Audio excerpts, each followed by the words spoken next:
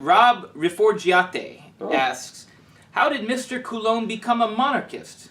He's the first American monarchist I've encountered, and additionally the first advocate of monarchy as a pure idea. That is, some Russians may support a return of the Tsar, some Frenchmen may support a return of the Bourbons, or even the emperors, but I have not yet read or met someone who advocates monarchy qua monarchy. Very interesting. I'd be fascinated by his journey. Well, at an early age, I was kidnapped by a roving band of monarchists. No, that's not actually what happened. Well, that's a good question, and it's a little complex. Can I start off with one important thing? So your family, were they monarchists? Yes and no, no and yes. I mean, there was a lot of, for reasons I'll explain in a moment, there was a lot of what you might call monarchist sentiment. But certainly my father would never have questioned the legitimacy of the republic in which we live. Although he pointed out things about it that were wrong. Okay. You know, my dad had fought in World War II. And don't forget, too, that this was the great land of opportunity, whence our ancestors came from Quebec. And it certainly is true that we've done very well by this country. Right. And so the institutions are part of a package deal.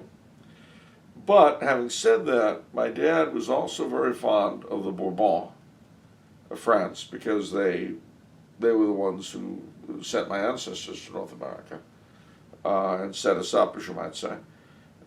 He was very fond of the Stuarts and the whole Jacobite thing because he had a good, healthy dollop of Scots blood.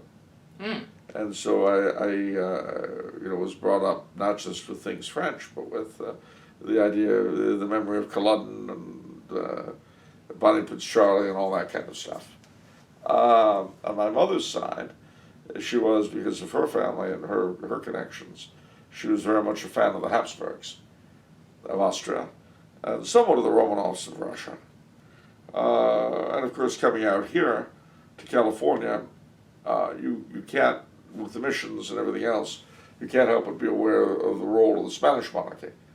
And despite the moronic attempts of morons, most morons' attempts are moronic.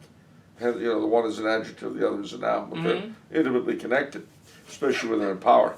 But at any rate, despite the attempts of people to attack the Spanish today and all that, theirs is a wonderful inheritance.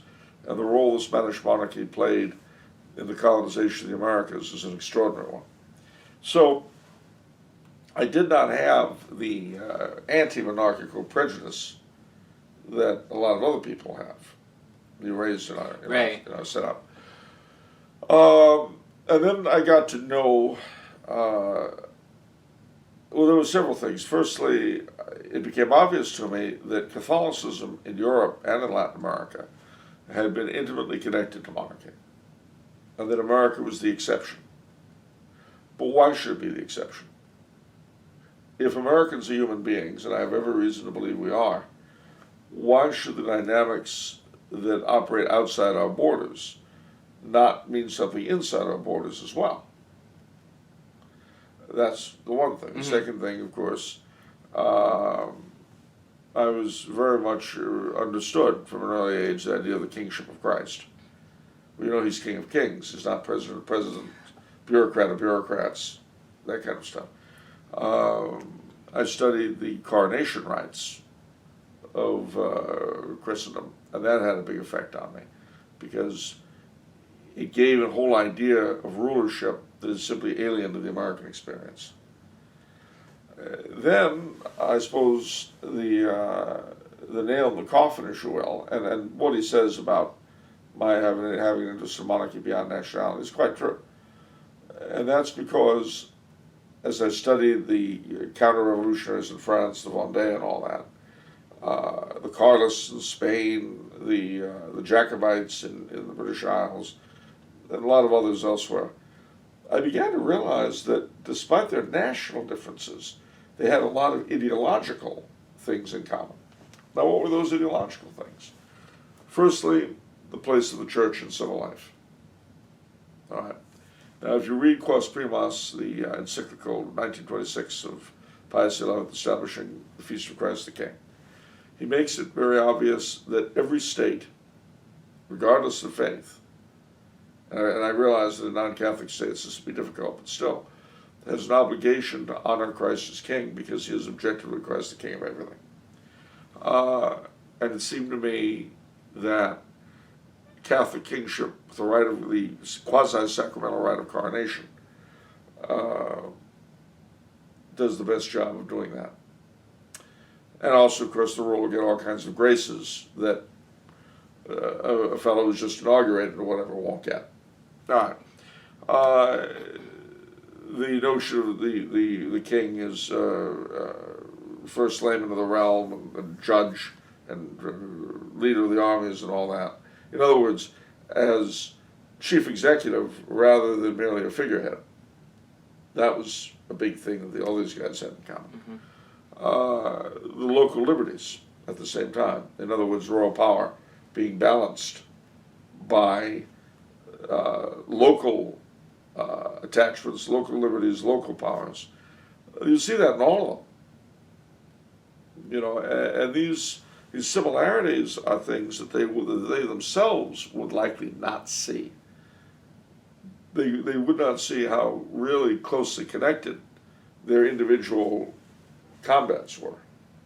But as an American, it was much easier for me to see this. A late friend of mine, Thomas Molnar, when he reviewed my book of poetry, which... White Cockade. That's the one. He actually made reference to that in his review. He said that it was precisely because I was an American I was able to look at Christendom and at Europe and at monarchy as a whole piece in a way that actual Europeans could not. And I think that is certainly a great value for being born an American. For a European, you say monarchy, the first thought is Habsburg, Romanov, Bourbon, whatever theirs is. But for the American, we don't have that. And in my book, Star Spangled Crown, the monarchy had to be basically created from almost nothing. And the bits and pieces that were gathered together, they were pulled together the same way that our national union was in the first place. You know, it's a little bit synthetic. Mm-hmm. But a good part of governance is myth. That doesn't mean it's a lie, but it means that it's not a fact. If that makes if you see the difference. Okay. Every policeman should be brave. That's the myth. But it's true. I see. The fact is that Officer Riley is on the take, and he's a bloody coward. I see. But the fact of Officer Riley being a coward and a crook does not make the bravery of policemen untrue. I see. So, anyway. So it seems like you arrived at your position through reading. Reading and also talking to monarchists here and abroad. You know, I was privileged to know a number of the old Triumph group. Oh. From Triumph magazine. Gary Potter, who thank God is still with us, Fritz Williamson, Thomas Molnar, Farley Clinton, a lot of these guys. And the other thing, too, I should point out, is that I became more and more aware of just how much this country was unconsciously formed by monarchy. That's where all our roots are. That's why your notaries public and your governors and your coroners and your sheriffs, all these institutions we have, they all come to us from medieval Europe. I see. Yeah, I have the utmost respect for all monarchists because you're not born a monarchist. We don't have monarchist families. The way you become a monarchist, at least what I've seen with all these young gentlemen, is almost without exception, they're intelligent and they read a lot. And through this reading, they're able to get outside of this American bubble perspective.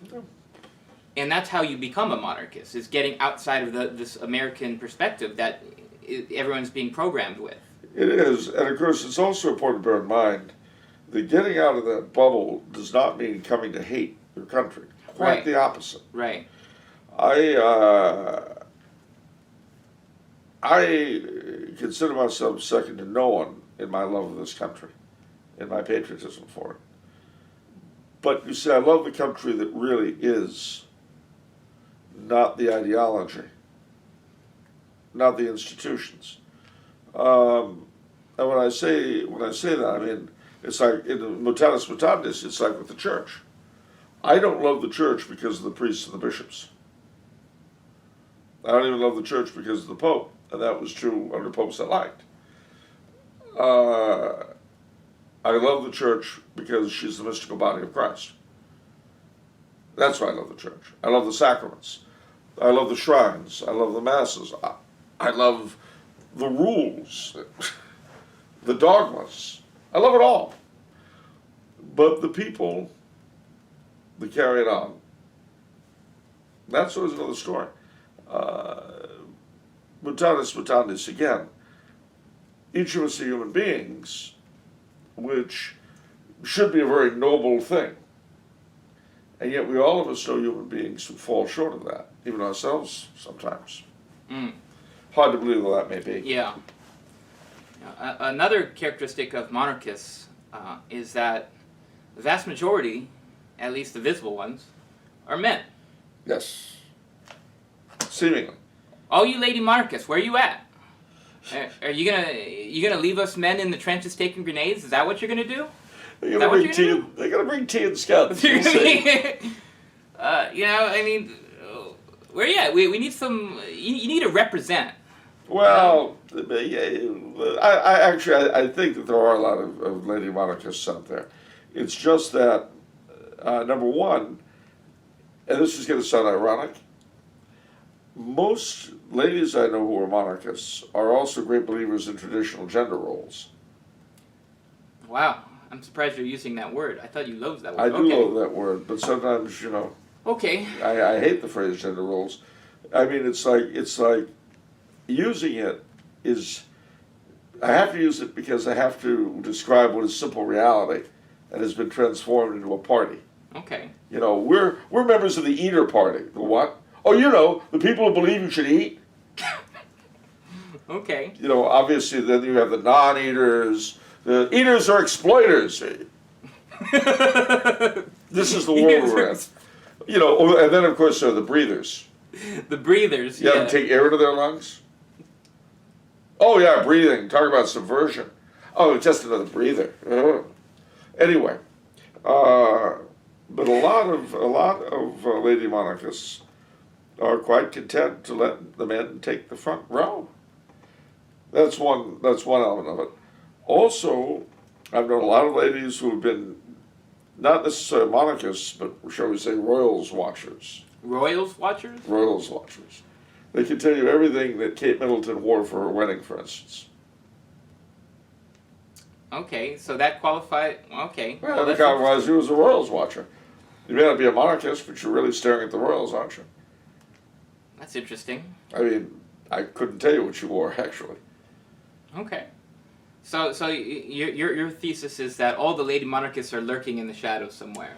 Not all of them, but a lot of them. A lot of them. Yeah. Okay. Waiting to bring tea and crumpets when we go to war.